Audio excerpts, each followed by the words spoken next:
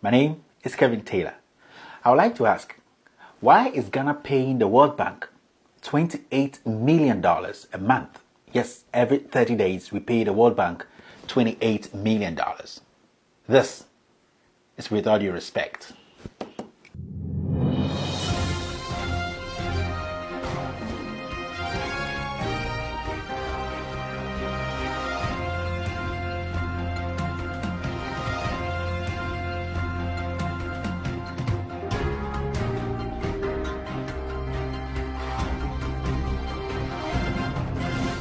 So, with all due respect, now if anyone thinks the NPP chairman, Freddie bLOW, who is the board chairman of the GNPC, fighting with the chief executive officer, Dr. KK Sapon, is bad news for this government and more specifically this country, then I have more terrible news for you.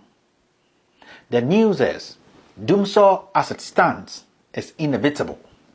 Ghana as a country can never and will never be able to avoid doomsday in these few days and months ahead of us, no matter what propaganda the energy minister spews out to protect his job. The energy minister knows for a fact that Ghana as we speak does not have what it takes to sustain our energy supply. The damage was done the moment Boakye Ejakun, out of pettiness and thirst for corruption, decided to play politics with our energy crisis. I'm going to tell Ghanaians the honest truth about the glimpses of the doomsday they are seeing and why it will get worse in the coming months.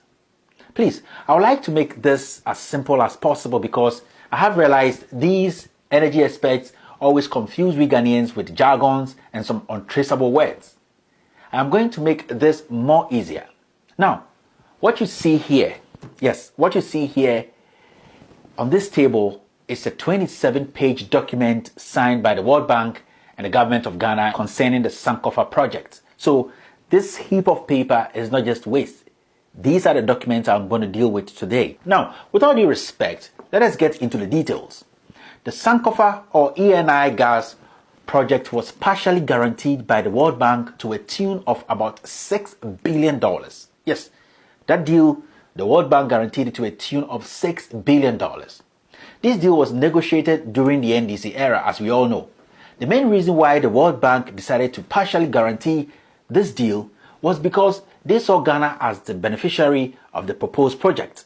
Now, they also realized that Ghana was going to earn substantial revenue from the additional gas to be sold over 18 to 20 years. The World Bank also knew this project was going to help this country, Ghana, improve its macro-fiscal and energy sector situation. So it's basically a good deal. That's why the World Bank invested such big amounts. And I don't think any government official then could bribe any World Bank official to invest so much into this deal. Now, the agreement was for ENI to develop the gas field and produce the gas. So basically, Ghana was the off-taker of the gas. And just like all gas supply agreements, it was a take or pay agreement. Now, this is where it gets interesting. The contract stated that after 90 days, when ENI had declared availability of gas, Ghana must make arrangements to take the gas. That is, whether Ghana is ready to pay for the gas or not. So, in short, that is where the term take or pay comes in. Now, Ghana was to construct a pipeline from Abuadze to Tema. That's the reverse flow, so that we could be able to take the gas. The funny thing is, as we speak, Ghana has not been able to put the necessary infrastructure in place to take this gas. This is resulting in Ghana having to pay $28 million each month. $28 million every 30 days. This amount arises from the volume of gas produced and the prices. What is more serious is the previous government, that's the NDC, negotiated some savings that could have been applied to construct the pipeline from Abuadze to Tema and also to reduce the cost of the whole project and therefore reduce the gas price, as you know. Now, as we speak again, the NPP government has misapplied the savings and therefore still has the gas price very high. That's why Ghana is paying $28 million to the World Bank, who are the guarantors, every 30 days. With all due respect, I'm not done yet. this is where it gets dangerous and disturbing. My source tells me that the World Bank now is refusing to negotiate with this NPP government because they have strong and serious questions concerning the 3 international lawyers who represent the Ghana National Petroleum Company, or GNPC. Basically, they are trying to say that they don't trust the lawyers representing this government. In simple terms, the World Bank, they are trying to say that they have strong evidence that these 3 international lawyers have serious conflict of interest hanging around their necks. Now, this is where it gets worrying, because this is the main reason why the government of Ghana, more specifically Ghana Gas and GNPC, can't have any serious negotiations with the World Bank and the other parties to find a way out of this deal and this problem we are facing now.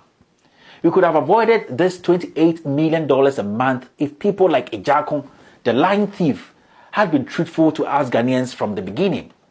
Instead, he decided to go chase a merry deal on the instructions of the president, thinking that they were going to make billions from it, ending up blowing in their faces and Ejakun losing his job. As we speak, the ENI company is doing no job in Ghana. Yes, totally nothing. And they are getting paid $28 million a month. Now, I know people will be asking themselves, who are these 3 international lawyers of the GNPC? I would like to ask, the same way people are trying to ask, I would like to also ask, are these the same lawyers who advised the past government, I mean the NDC government, to sign this contract? Or these are new lawyers this new administration just contracted? Because if these were the same lawyers, why are they now telling this NPP government that the deal they advised the previous government to sign less than 3 years ago is now fraudulent? So many things don't add up, my fellow Ghanaians. We need to ask questions and demand answers. Finally, with all due respect, sometimes I feel like we Ghanaians have allowed these criminals in government to take us for granted.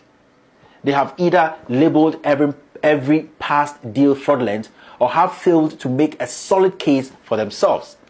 I see this group of NPP politicians as some comedians. They actually act and play like they owe chicks. They have no sense of urgency, and it is gradually showing in every aspect of their administration. They have now resorted to lies and giving Dumso different names, whilst they know for a fact that the cause is them. Now, in a few weeks ahead of us, I will reveal who these 3 lawyers, these 3 international lawyers of the GNPC are, and why the World Bank sees them as lawyers with criminal intent. In fact, I have a lot to share with you Ghanaians.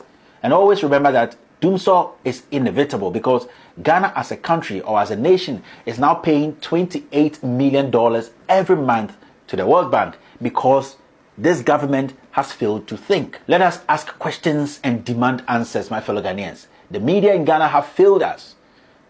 And this is the time we ask pressing questions. And this is the same time we demanded the right answers. My name has always been Kevin Ekobedu Taylor, and this show is called With All Due Respect.